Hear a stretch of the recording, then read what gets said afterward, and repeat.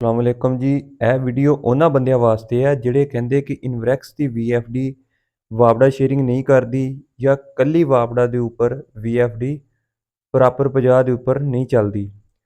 ਸਾਡੇ ਕੋਲ ਵੀ ਇਹ ਮਸਲਾ ਆ ਰਿਹਾ ਸੀ।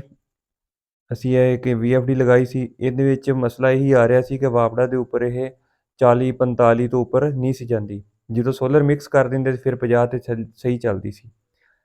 ਤੇ ਅੱਜ ਫਿਰ ਅਸੀਂ ਇਸ ਦਾ ਹੱਲ ਕੱਢਿਆ ਔਰ ਅਸੀਂ ਇਸ ਦੀ ਪ੍ਰੋਪਰ ਵੀਡੀਓ ਇੱਕ ਤੁਹਾਨੂੰ ਦੱਸਦੇ ਹਾਂ ਉਹਦੇ 'ਚ ਕੀ ਤਰੀਕਾਕਾਰ ਆ। ਵੀਡੀਓ ਨੂੰ ਲਾਜ਼ਮੀ ਦੇਖਿਓ। ਇਹ ਦੇਖੋ, ਇਹ VFD ਹੈ 45 ਕਿਲੋਵਾਟ ਦੀ। ਤੁਸੀਂ ਕਰਨਾ ਕੀ ਹੈ, ਇਹ ਚੈੱਕ ਕਰਿਓ।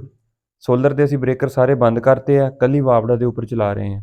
ਇਹ ਹੁਣ ਸਾਡੇ ਕੋਲ 50 ਦੇ ਉੱਪਰ ਸਟੇਬਲ ਚੱਲ ਰਹੀ ਹੈ ਮੋਟਰ, ਜਦਕਿ ਪਹਿਲੇ ਇਹ ਨਹੀਂ ਸੀ ਚੱਲਦੀ।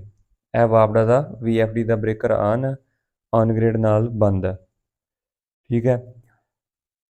ਇਹ ਪ੍ਰੋਪਰ 50 ਦੇ ਉੱਪਰ ਹੀ ਖੜੀ ਆ, ਵਰਨਾ ਇਹ ਪਹਿਲੇ 46 47 45 ਬਸ ਇੱਥੇ ਹੀ ਸੀ। ਕਰਨਾ ਕੀ ਹੈ ਕਿ ਇਹ ਦੇਖੋ ਸੋਲਰ ਦੇ ਬ੍ਰੇਕਰ ਬੰਦ ਹੈ। ਅਸੀਂ ਹੁਣ ਸੋਲਰ ਆਨ ਕਰ ਦਾਂਗੇ ਤੇ ਸੋਲਰ ਵਿੱਚ ਮਿਕਸ ਹੋ ਜਾਏਗਾ, ਠੀਕ ਹੈ। ਸੋਲਰ ਦੀਆਂ ਸਟਿੰਗਾਂ ਆਨ ਕਰ ਰਹੇ ਹਾਂ, 5 ਸਟਿੰਗਾਂ ਸਾਡੇ ਕੋਲ, 5 ਆਨ ਕਰਤੀਆਂ। ਸੋਲਰ ਮਿਕਸ ਹੋ ਜਾਏਗਾ, ਉਹ 50 ਦੇ ਉੱਪਰ ਹੀ ਰਹੇਗੀ, ਠੀਕ ਹੈ। ਤੇ ਕਰਨਾ ਕੀ ਹੈ, ਤੁਸੀਂ ਇਹਦੇ ਲਗਾਉਣੀਆਂ ਵਾ ਐਂਟੀ ਰਿਵਰਸ ਡਿਵਾਈਸਾਂ। ਐਂਟੀ ਰਿਵਰਸ ਡਿਵਾਈਸ ਲਾਵਾਂਗੇ ਤੇ ਪ੍ਰੋਪਰ ਸ਼ੇਅਰਿੰਗ ਕਰੇਗੀ ਇਹ, ਠੀਕ ਹੈ। ਇਹ ਤੁਹਾਡੇ ਸਾਹਮਣੇ 5 ਡਿਵਾਈਸਾਂ ਵਾ, 5 ਸਟਿੰਗਾਂ ਦੇ ਵਿੱਚ ਲੱਗੀਆਂ ਹੋਈਆਂ। ਅਗਰ ਕਿਸੇ ਨੂੰ ਨਹੀਂ ਸਮਝ ਆਉਂਦੀ ਤਾਂ ਉਹ ਪੁੱਛ ਸਕਦਾ ਵਾ, ਉਹਨੂੰ ਡਿਟੇਲ ਨਾਲ ਸਮਝਾ ਦਿੱਤਾ ਜਾਏਗਾ, ਵਰਨਾ ਲਗਾ ਕੇ ਵੀ ਦਿੱਤੀਆਂ ਜਾ ਸਕਦੀਆਂ, ਠੀਕ ਹੈ।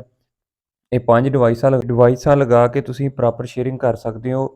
ਜਿੰਨਾ ਤੁਹਾਡਾ ਸੋਲਰ ਹੋਏਗਾ ਪਹਿਲੇ ਸੋਲਰ ਇਸਤੇਮਾਲ ਹੋਏਗਾ, ਜਿੰਨਾ ਸੋਲਰ ਕੰਮ ਹੋਏਗਾ ਓਨੀ ਹੀ ਵਾਪਡਾ ਇਸਤੇਮਾਲ ਕਰੇਗੀ। ਅਗਰ ਕਿਸੇ ਨੂੰ ਕਨੈਕਸ਼ਨ 'ਚ ਕੋਈ ਮਸਲਾ ਆਏਗਾ ਤੇ ਉਹ ਰਾਬਤਾ ਕਰ ਲੇ, ਉਹਨੂੰ ਨੰਬਰ 'ਤੇ WhatsApp 'ਤੇ ਮੈਸੇਜ ਕਰਕੇ ਉਹਨੂੰ ਡਿਟੇਲ ਨਾਲ ਸਮਝਾ ਦਿੱਤਾ ਜਾਏਗਾ। ਕੋਈ ਮੁਸ਼ਕਲ ਨਹੀਂ ਹੈ, ਬਹੁਤ ਈਜ਼ੀ ਹੈ। ਤੇ